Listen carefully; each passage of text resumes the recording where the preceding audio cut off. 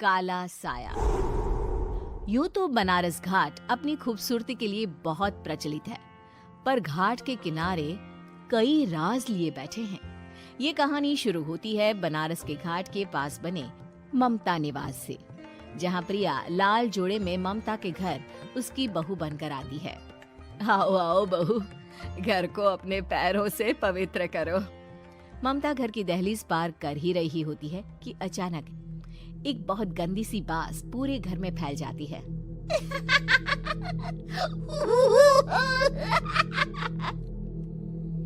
ये बदबू और ये आवाजें, ये कौन हंस रहा है माँ? अब ये पड़ोसी ना हमारे थोड़े अलग से है। कहाँ हम शाकाहारी और ये मांस मच्छी खाने वाले। छोड़, तू ध्यान मत दे और गृह प्रवेश कर। और हाँ बहू, अपनी सास की एक बात हमेशा याद रखना, इन पड़ोसियों से तो कभी बात नहीं करेगी। अच्छे लोग नहीं है ये। अपनी सास की ये बात मानेगी ना बेटा? हाँ माँ, जो आपकी मर्जी, मैं उनसे बात नहीं करूंगी। अगले दिन प्रिया अपनी पहली रसोई बनाने रसोई घर में जाती है। ये छोटी बात तो नाक में जा रही है। एक काम करती हूँ, खिड़की खोल देती हूँ। प्रिया खिड़की खोलने जाती है। इतने जाले, लगता है इस खिड़की को कभी खोला ही नहीं गया। पर ऐसा क्यों? ओह, नॉन वेज की स्मेल आती होगी ना। 2 मिनट के लिए खोल लेती हूँ, फिर बंद कर दूंगी। प्रिया खिड़की खोलती है। खिड़की खोलते ही उसकी नजर सामने वाले घर की खिड़की पर पड़ती है, जहाँ एक लड़की खड़ी होती है। हाथों में मेहंदी, लाल रंग की साड़ी, बिल्कुल सजी धजी, मानो प्रिया की तरह ही वो भी नई नवेली बहू हो। वो प्रिया को देखकर मुस्कुराती है। हे भगवान, माँ ने तो इनसे बात करने को मना किया था। प्रिया फौरन ही खिड़की बंद कर देती है और तवे पर चढ़े रोटी की ओर देखने लगती है, पर वहाँ रोटी न होकर मछली पड़ी होती है। ये क्या? पहली ही रसोई में इतनी बड़ी गलती! हे भगवान, अब मैं क्या करूं? प्रिया बहुत डर जाती है और फौरन रसोई की सफाई करने और फिर सभी के लिए खाना बनाने लग जाती है।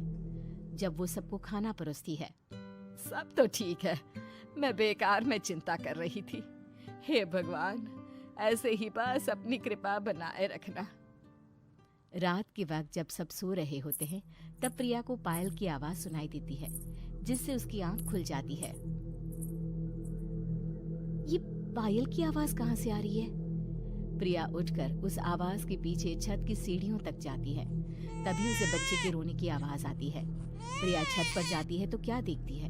वही लाल साड़ी वाली लड़की अपनी गोद में एक नवजात बच्चे को घुमा घुमा कर सुला रही है। तभी प्रिया की नजर उसके पेट पर पड़ती है। ओह गॉड, ये तो प्रेग्नेंट भी है। सुनिए, बच्चा सो नहीं रहा है क्या?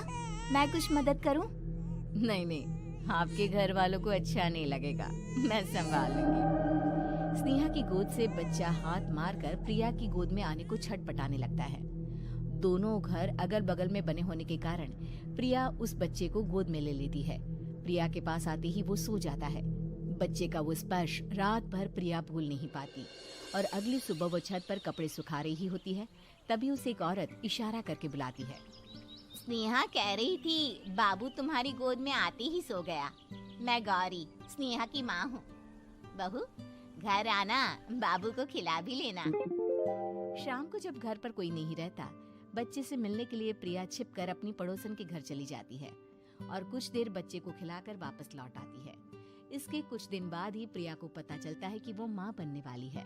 ममता की खुशी का ठिकाना नहीं रहता।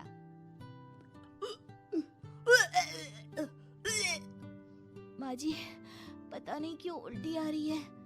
प्रिया भागती हुई वॉशरूम में जाती है तो हरे और लाल रंग की उल्टी करती है। उस उल्टी में से कीड़े निकलते हैं। ये क्या?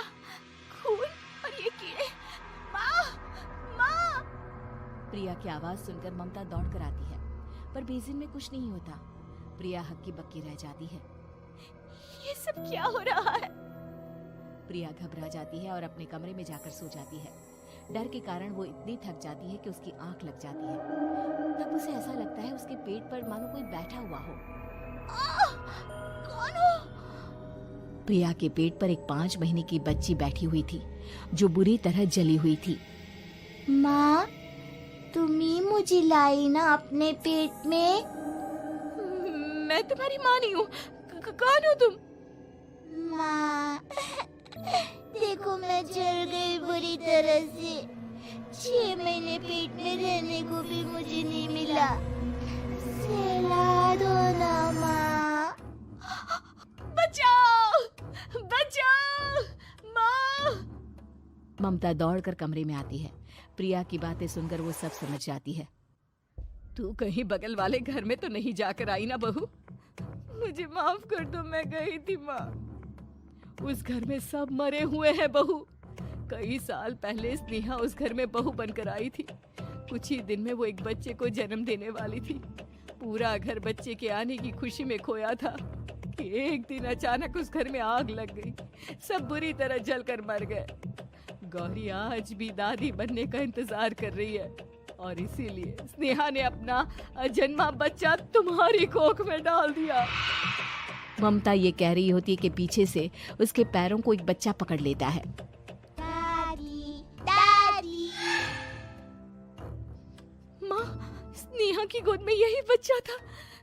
ये बच्चा कौन है फिर? तेरी मौत है। तेरी भी दादी। जिस चीज का ममता को डर था वही हो गया। ममता निवास के ऊपर मौत ने चादर बिछा दी थी। प्रिया का पेट ऐसे बढ़ जाता है मानो 9 महीने का हो। 2 हाथ उसके पेट से बाहर निकलते हैं। बहू, संतोष को फोन कर, किसी पंडित जी को बुला बहू। प्रिया का पति भागता हुआ घर आता है। ये तो होना ही था माँ। तेरा पाप तेरे सामने आ गया तो तू सह नहीं पा रही है। स्नेहा घर में आग लगी नहीं थी, माँ ने लगाई थी, प्रॉपर्टी की लालच में। और वो बच्चा मेरी पहली पत्नी का बच्चा है, मेरा बेटा, जो कि उस आग की चपेट का शिकार हो गया था। मैंने तुमसे ये सब माँ के कहने पर छुपाया था। मुझे माफ कर दो प्रिया। तुम अगर चाहो तो यहाँ से जा सकती हो। मैं तुम्हें किसी भी बंधन में रखना नहीं चाहता। मेरी शादी हुई है आपसे, मैं आपको छोड़ नहीं सकती, पर उससे पहले हमें स्नेहा, उसकी माँ और बच्चे की आत्मा की शांति करवानी होगी। संतोष और ममता गौरी के घर जाते हैं। अंदर सब कुछ जला हुआ होता है। जमीन पर जली हुई लाशें बिखरी हुई थी। ममता रो रो कर अपनी करने की माफी गौरी से मांगती है। प्रिया स्नेहा के घर वालों का अंतिम संस्कार करवा देती है और ममता निवास फिर से आत्माओं के साए से